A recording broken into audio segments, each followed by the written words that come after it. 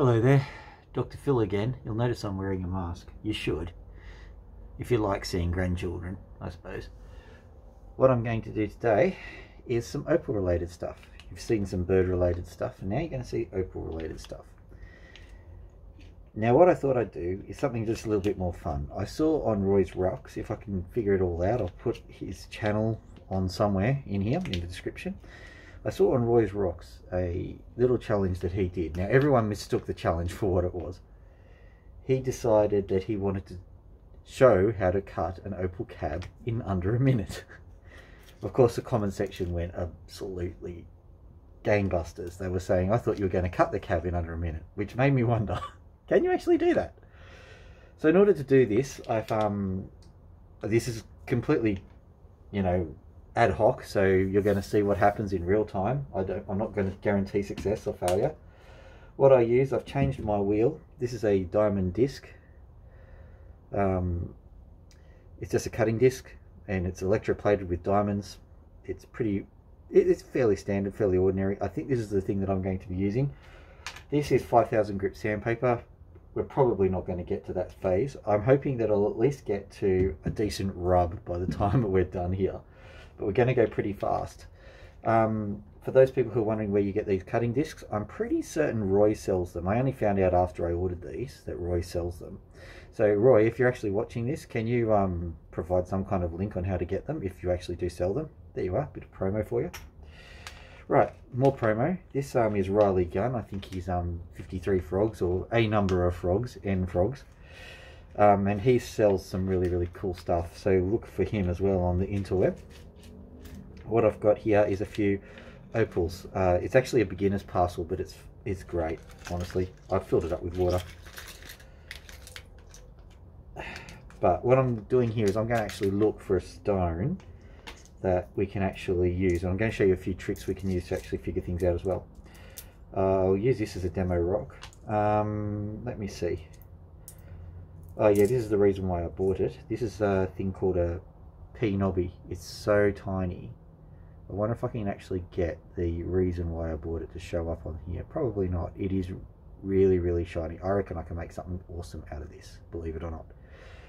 So I'm not going to use that because there's a good chance I'm going to destroy whatever stone I use. I'm probably going to use this one. Maybe. I'm going to examine it first.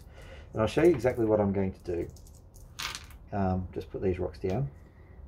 Maybe this one or this one. But yeah, with this is a good demonstration stone. A lot of people actually use torches to try and find out where the sand is in an opal, and that's a bad idea. I come from a science background. I actually come from image analysis. I used to look at satellite images and try and determine from satellite images where plants were and stuff like that, identifying plant species. So I know a little bit about multi-frequency analysis. So what I did, instead of getting a torch, which just basically has all the wavelengths of light, you need to nail it down a little bit. You need to have maybe 1 or 2 frequencies of light, and the best way to do that is with lasers. So here I have a laser of a specific frequency. I'm not going to tell you the frequency because it's cheating. It's so cheating. I'll see if I can demonstrate what's going on here. If you have a look at this opal here, whoop, you can actually see just along here there's actually a piece of sand. So what I'm going to do here is I am going to flip the opal over, and hopefully you'll see this on the laser. So if I shine the laser, whoop, shine the laser, you can actually see that it's blocked out by the sand, but it's perfectly visible through where the opal is not sandy. So let's show you again. See, there's where the sand is. You can't see it. Move above it. You can actually see the sand shadow sitting quite neatly in there. Just to give you an idea, I'm going to use a green laser. This is good when you've got black potch, but you'll see that there's a bit of a stark difference of what happens here. You'll see that suddenly the green starts to show through a lot more. And just to give you an idea of what's going on, I've got the red laser, which is in the other end of the spectrum. Have a look at the red laser. The red laser blasts through everything. So basically what you do when you actually shine the opal with a torch you actually shine all of the frequencies through, and believe it or not, red and green actually are not quite opaque to sand. The only frequency that really is opaque to sand is blue. So you're wasting your time using a torch, basically. Anywho, I'm going to use this torch to just have a look at these samples that we've got here. Let's have a look. There are a few other funky features you can find out with these things as well. So I'm going to use this one here. You can see what I'm doing, maybe. Alright, so there's actually a layer of precious opal going right through. So this bit here is just precious opal all the way through. Yes, I can see that with the torch. Oh damn, there's a crack. You can see that too. Yeah, there's a crack in it. Oh well. I might use that anyway, we'll see. We'll check this one out. This one obviously has cracks in it anyway, but we'll have a look and see what's going on. Yeah, the cracks are lighting up like a Christmas display. But it's not a bad opal. But there's a nice layer of precious opal. There's a crack halfway through it. There's actually a good layer of precious opal right in the middle of this thing. So I could possibly use that one. Or will I go for gold and will I use this one? Let's just do it. Let's just do it. Alright, so basically what have we got to do? We've got to cut the opal, figure out which side to use. Okay, so let's go through the strategy. Okay, I'm going to cut this half off, the half with the crack in it, and I'll cut the cab. I'll just literally, so I'll slice from this area here. I didn't bother to mention that this is opaque potch, mostly opal. This bit here is sand. I saw that with the other, with the torch. And this thing here, yeah, there's a crack in it, but I'm going to just ignore the crack for the time being and just cut the cab. Hopefully it won't shatter. Alright, so let's have a crack at this. We'll cut through here, I'll cut through here, have a nice thin sliver, and then I'll try and turn that into a cab. So in order to do this, I'm going to throw caution to the wind. I've got a fresh diamond bit here. You should wear them in a bit. Ain't nobody got time for that. So I'm just going to slice through the opal, slice through the other part of the opal, cut it into a cab, and hope the whole thing doesn't fall apart. Okay, write in the comment section at this point whether I'm going to succeed or not.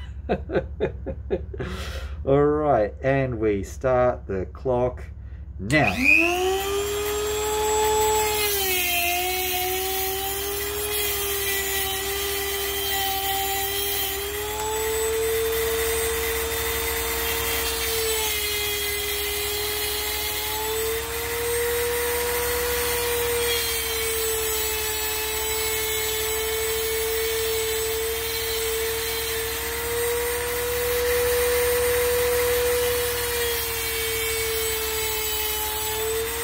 That done. Okay, so carve the sand out of it, carve the sand out of it, carve the sand.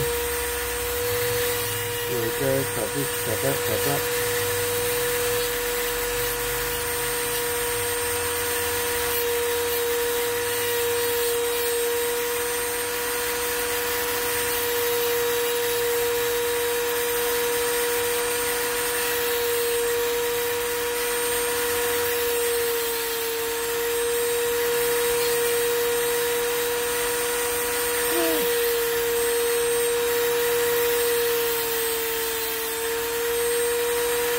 There we go.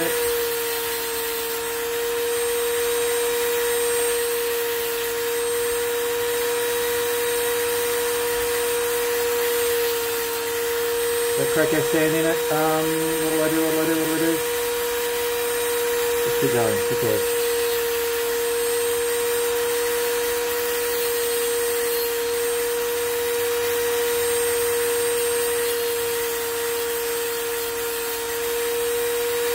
Right, going to turn it into a drop.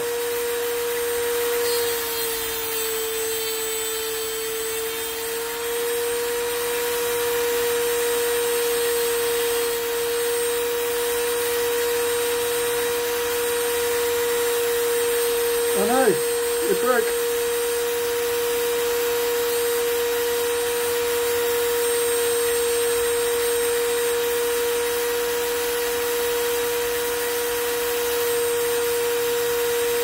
Don't worry, I'm a trained idiot.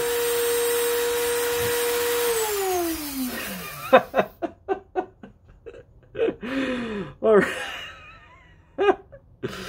Alright, that's what I have left. It's a tiny little fragment.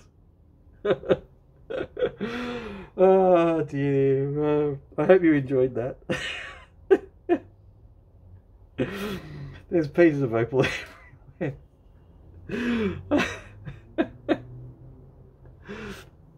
What have I got? I'll have a look at some of the other pieces that are around. This piece shattered, a whole heap fell on the floor. I'll try and pick them all up. That's a nice piece of opal. So maybe you should try to cut an opal in under a minute. Oh dear. Okay, I think that's all I have for you. Have a lovely evening, guys. Bye.